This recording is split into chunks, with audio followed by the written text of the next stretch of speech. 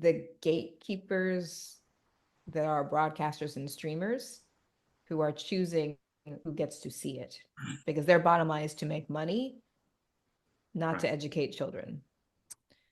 And it makes me terribly sad because sometimes I'll work on something absolutely beautiful that nobody ever sees because the streamer or the broadcaster, whoever, doesn't feel that it will make them any money. There's a lot of really good stuff being made. You just don't see it. Mhm. Part of the reason I opened my company here in Europe is that under the European co-system way of funding a project, you're not as beholden to investors as you are under the North American system. Mm. So it might take 8 countries working together and getting tax rebates from their particular home countries and then just hoping that it all works out, because you really do, you're just kind of on the hook for your portion of the project until you get your rebates.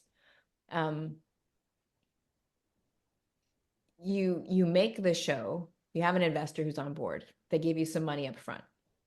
Mhm. You make the show knowing that a portion of it is going to be paid back by the government, and then you pay the investor back once the show is done, because once you make the show, prove to your government that you did what you said you would, that you stayed within budget, you get your portion back, and then you pay the investor back immediately. So there's less risk capital, basically. And then you have a show that you can sell. And it's your job to just convince people that they want to buy your show.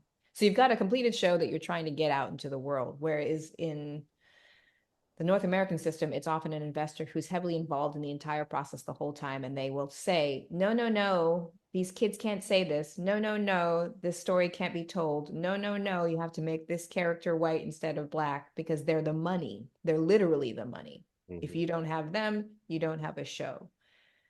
And the same happens with broadcasters.